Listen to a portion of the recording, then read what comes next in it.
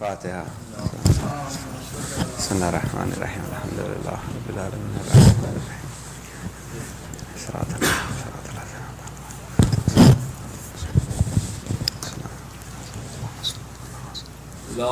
Salli ala Muhammad wa ala أعوذ بالله من الشيطان الرجيم بسم الله الرحمن الرحيم الحمد لله رب العالمين الحمد لله الذي لا يبلغ مدحته القائلون ولا يحصينا ماءه العادون ولا يعدي حقه المجتهدون الذي لا يدركه بعد الحمم ولا يناله غوث الفتن الذي ليس لصفته حد محدود ولا نعت موجود ولا وقت معدود ولا عجل ممدود فترى الخلائق بقدرته ونشر الرياح برحمته اللهم أفس صلة سلواتك وسلامة تسليماتك على أفضل التعينات المخازة من العماء رباني وآخر التنزلات المضافة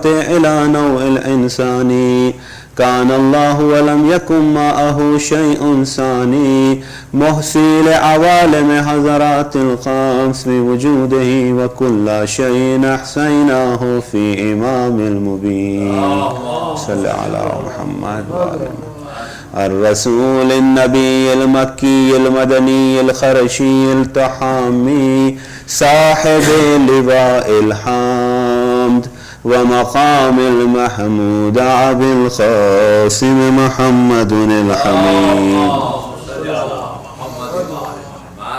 وعلى أخيه وابن عمه وسحره وخليفته من بعده وقائد الغر المحجلين يعصب الدين إمام المتقين أمير المؤمنين علي بن أبي طالب اللهم صل على محمد وعلى ابنته الطاهرة الحوراء العنسية الراضية المرضية الشفية يوم الجزاء فاطمة الزهراء سلام الله عليها صل على محمد وعلى أهل بيته الطيبين الطاهرين المعصومين المظلومين ولعنة الله على أعدائهم أجمعين من يومنا هذا إلى قيام يوم الدين بسم الله الرحمن الرحيم يا أيها الذين آمنوا كتب عليكم الصيام كما كتب على الذين من قبلكم لعلكم تتقون I begin in the name of Allah, the most beneficent and most merciful. We thank Allah subhanahu wa ta'ala for all the tawfiq that Allah grants us, and especially in this blessed month of holy Ramadan, the month of forgiveness, the month of mercy, and the month of blessings from Allah subhanahu wa ta'ala. And it is a great honor for all of us to be in this month and to strive towards attaining and acquiring the quality of taqwa, which is the criteria with which Allah subhanahu wa ta'ala is going to judge us.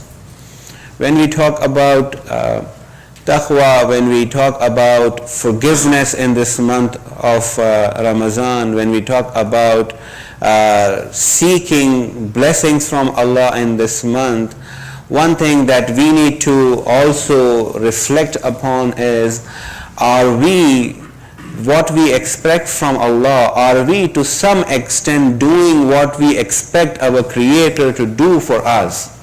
Like when we want Allah subhanahu wa ta'ala to overlook our shortcomings, are we willing to overlook the shortcomings of others who are around us?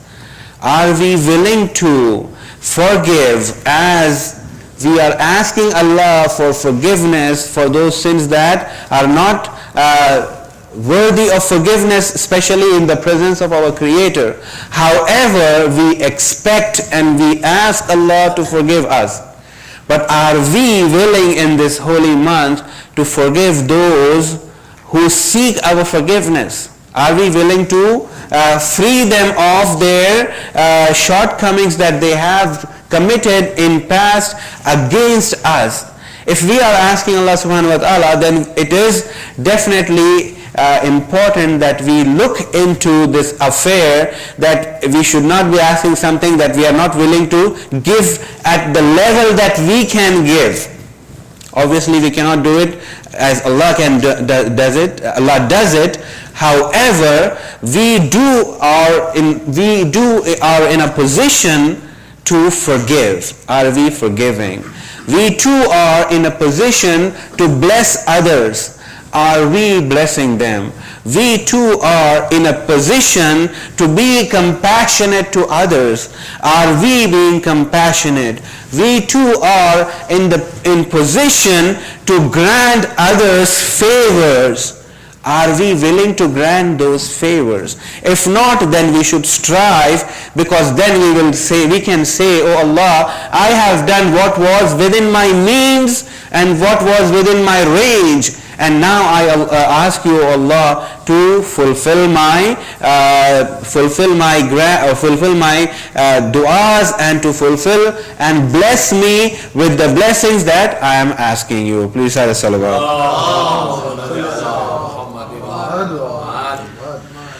We saw yesterday how Imam Hassan was inviting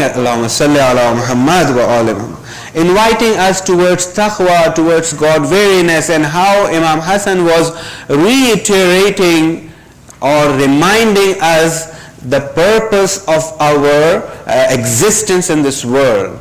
That we are not created in vain, we are not created useless, we have a purpose. And then Imam Hassan also was mentioning that when the Creator created you, it is not like us that we would do something and abandon it. We as human beings, when we create something, we might create it and then we might abandon it, and we would not look back, and as a result of that, there could be a lot of chaos in a society. Like we have created nations which were not feasible, and then we abandoned those nations, and there is a lot of infighting within those nations because they were not supposed to be there in the first place itself. So here, when Allah does create, does Allah abandon His creation, or no? Allah takes care. Allah ensures that those who He creates, they are provided with sustenance.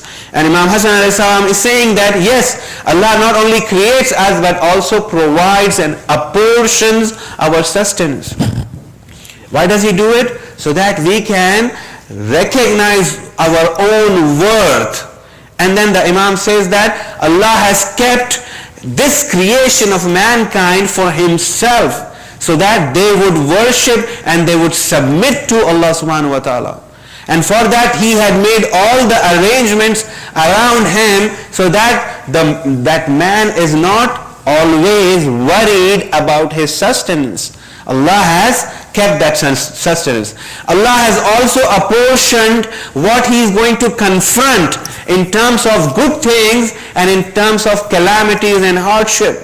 And what Allah has not apportioned is not going to come to us. So if we are totally relying and putting our trust in Allah subhanahu wa ta'ala, then our sole primary purpose of our existence should be to earn the pleasure and riza of Allah subhanahu wa ta'ala, because that is the purpose of our creation. Please say the salawat. And when we do that, my dear brothers and sisters, that's what taqwa is. Taqwa is all about do's and don'ts. When we look into ourselves and find ourselves, how are we doing in terms of our taqwa? How are we doing? We know how are we doing financially. We can find out our financial worth. If we don't know how to find it out, you can go on internet, and there are, financial worth calculators, self-worth calculators. You could go off and it asks you to put all the information, how many stocks you have, how many options you have, how much bank balance you have. Eventually it will tell you this is your worth. Are we doing muhasaba? Are we taking into account our actions and finding out what is our worth? What is the worth of our actions? If we don't do it all year round, we should at least do it in the month of Ramadan. And find out what we have done up to now, how much it is. I have heard ulama saying in the Hausa, a person who comes to Hausa strives all his life striving for the sake of Islam, and becomes old there and he dies there. If you look at the outcome, the output or the result, maybe one rack of books. After doing all that, what is the output? One rack of books. Maybe 10 books, 20 books, 50 books, 100 books. Not even one full rack of books, just one in a whole shelf, one rack of books. That is the output of a human being when you see in our zawahir. But what about our batin? What about our inside? What about our soul? Are we even nurturing our soul? Are we strengthening our soul? Are we giving that energy that is absolutely necessary for our soul to sustain and strive in conditions of calamity? Or we have kept our soul so weak that the moment we are confronted with hardships, our soul caves in and starts relying and putting its trust upon others than Allah. Our soul starts running around to find an exit and is willing to cave in. Or our soul has the strength and the resilience to withstand the calamities of time, to withstand the hardships that we are going to confront. Please say the salawat. If we do that, my dear brothers and sisters, then Quran also speaks about the effects of taqwa. Once we have taqwa, Allah subhanahu wa ta'ala is going to provide us the effect, the output. Once we have a shield, that shield will provide protection. It is not that we have the shield, but we are not protected. It is not possible.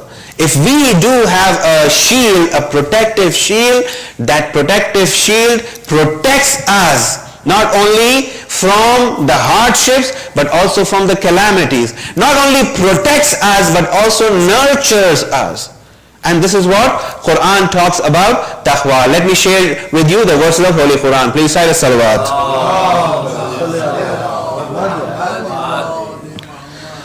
Surah Al-Imran verse 186, Allah subhanahu wa ta'ala says, وَإِن تَصْبِرُوا وَتَتَّقُوا فَإِنَّ ذَلِكَ مِنْ عَزْمِ الْأُمُورِ. If you are patient and God worry, that is indeed the steadfast of the courses. Allah subhanahu wa ta'ala is praising us. If we are striving to attain taqwa, however, the condition here is tasbiru, meaning being patient. So this taqwa is not being attained impatiently. We are also patient. We are also attaining the quality and the virtue of sabr. We do have sabr. We do have that sense of calm in our soul through which we are striving in the direction of taqwa. And if we are doing it, Allah is praising, saying this is the steadfast of the courses. This is the most firm path through which you can lead your life. Allah subhanahu wa ta'ala is reinforcing, if we possess taqwa and if we possess sabr, if we are flying on the wings, one wing being the wing of taqwa and the other wing being the wing of sabr, then we will attain that flight after which we can get to our manzil, get to our point of destination, which is the liqa of Allah subhanahu wa ta'ala. Please say the salawat. And then Allah subhanahu wa ta'ala says in Surah Al-Imran verse 120, وَإِن تَصْبِرُوا وَتَتَّقُوا.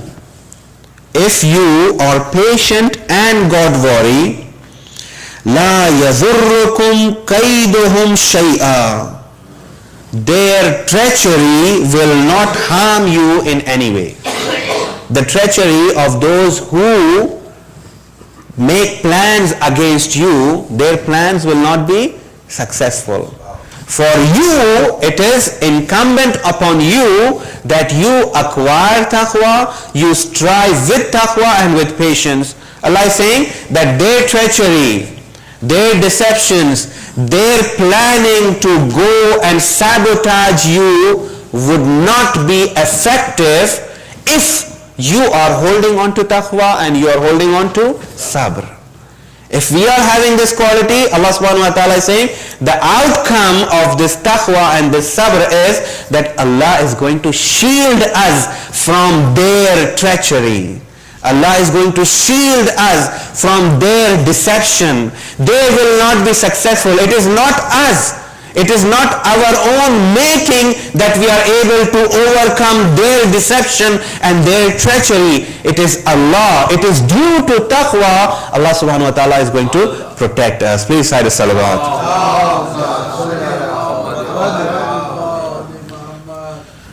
People are very, when you tell them about the principles of Islam, being steadfast on the principles of Islam, they say, if we do it, they are going to discriminate us. They are going to do this to us. They are going to do that to us, brother. So we have to somehow live here. We have to earn our livelihood. We have to live with dignity. Therefore, although we recognize that this is the hukm, this is the command of Allah subhanahu wa ta'ala, but we oversee that command as if it is not for us, thinking that if we do that, those who are conspiring against us will stop conspiring. That's how we justify.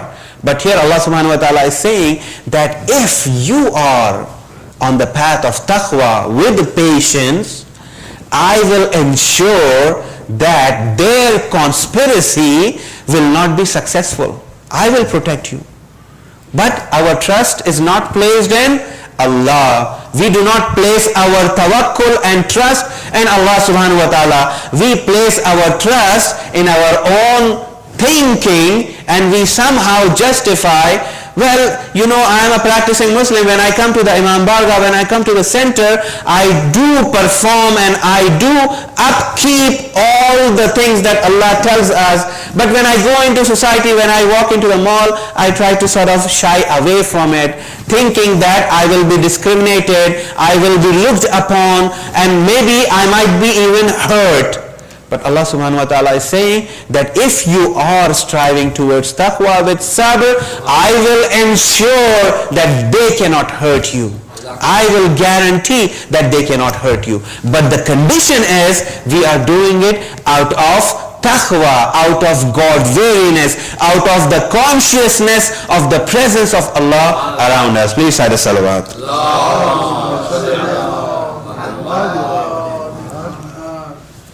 Another verse, Surah Nahl, verse 128. Allah subhanahu wa ta'ala says, Inna Allaha ma'allazina taqoo. Indeed, Allah is with those who are God-wary. How much reinforcement we need. As far as Quran is concerned, Quran is very, very clear, my dear brothers and sisters. Here Allah subhanahu wa ta'ala is saying, indeed Allah is with those who are striving, those who are trying to attain God-wariness in their lives. Allah has not left us alone. Allah is saying, I am with you if you are trying to come towards me. I am with you if you are willing to perform what I have commanded you, and you are willing to abstain from what I have commanded you to abstain from. Then Allah is saying that Inna Allah ma'al lazina taqoo, that Allah is with those who are striving for taqwa. So here Allah subhanahu wa ta'ala is not leaving us alone. Now look at examples when Hazrat Ibrahim leaves Hazrat Hajara and Hazrat Ismail in the middle of nowhere. It was middle of nowhere and Hazrat Ibrahim leaves. And if you look into the verse of the Holy Quran, Hazrat Ibrahim had both Ismail and Ishaq both while he was very, very old. His age was also not supporting him as a father. He was a very old parent. In fact, when the verses even mention how when the angel comes and says, the response was, I am so old and how is it possible? And this was one of the miracles. And Hazrat Ibrahim leaves Hazrat Hajara along with Ismail in middle of nowhere. And in the desert, which is now Mecca, which is now the house of Allah, what does Hazrat Hajara say when she is inquired, how could you have been here when your husband abandoned you? There was nobody around you.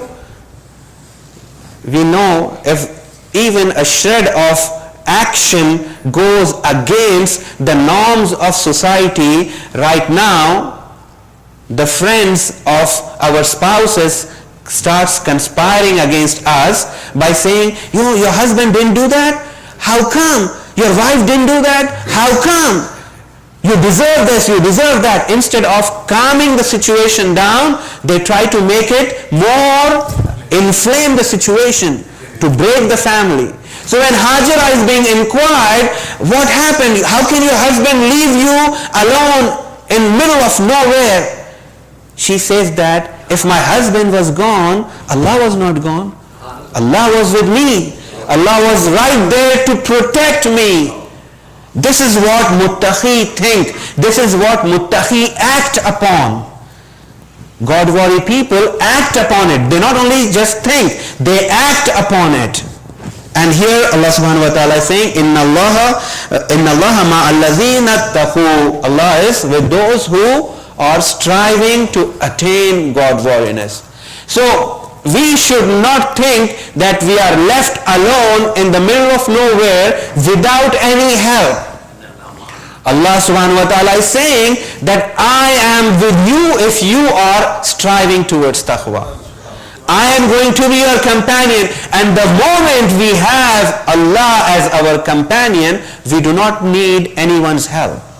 If Allah goes against us, and if the whole world is willing to help us or come to our aid, nothing is going to be helpful. But if Allah is with us, and if the whole world goes against us, Allah can pull us out of that calamity because He is the creator of this whole universe. So therefore, I think these are the effects of taqwa that we should strive for and we should work hard towards. Now, कुछ मसाइब के नुकात भी अर्ज करना चाहता हूँ. खुशी का दिन है, शहजादी ज़ैनब के हरम पे हमला हुआ. Although this is nights of celebrations, I just wanted to remind my brothers and sisters that the shrine of Hazrat Zainab Salamullah Alaiha had been attacked. And I just wanted to remind my brothers in Iman here how important and how kufr and shirk despises Ahlul Bayt even after 1400 years. What for? What did Zainab stand for? What did Ali ibn Abi Talib stand for? They stood for the sake of Islam. They stood for the sake of haqq. They stood for the sake of truth. They stood for eradicating nifaq and hypocrisy from the ummah of Rasulullah. And we find those who despise and those who hold grudges against them, they are the enemies of Islam. They are from the armies of shaitan. And they are even today trying to ensure that they could try to hurt them. But whom Allah, whose word and whose name Allah wants to keep, nobody could eradicate or nobody could wipe out their name. And we find in the story of Hazrat Zuhair Khain, I saw that Hazrat Zuhair Khain, when he was returning from Hajj and he confronts Imam Hussein on the way, and finally when he meets Imam Hussein, he decides to be on the side of Imam Hussein.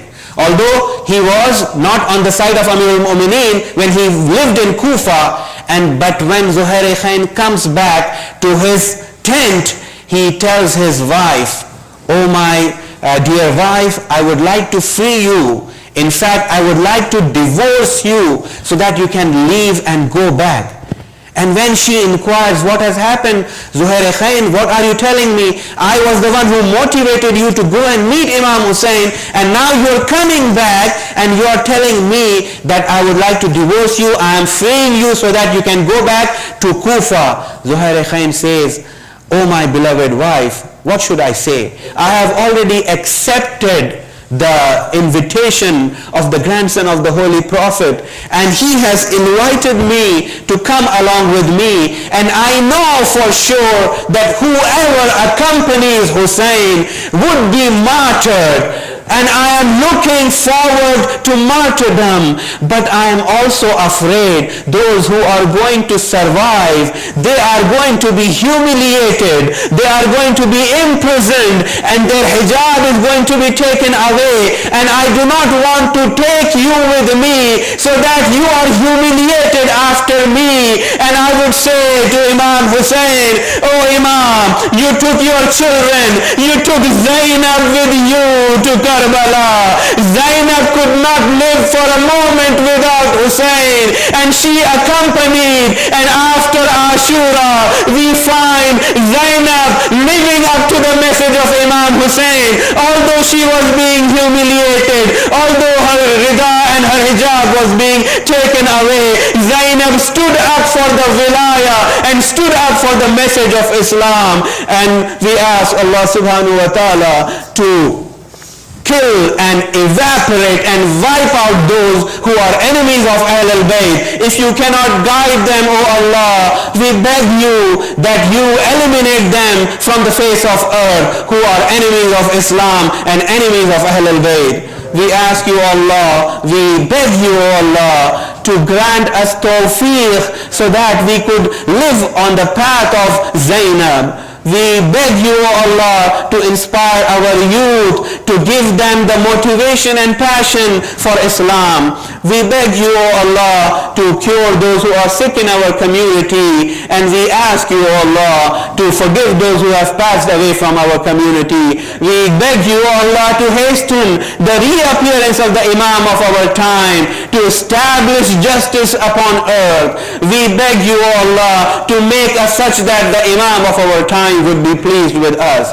Please recite a Surah Fatiha for the marhumin of all those who are attending tonight's program, and especially for the sponsors, for the marhumin of the sponsors.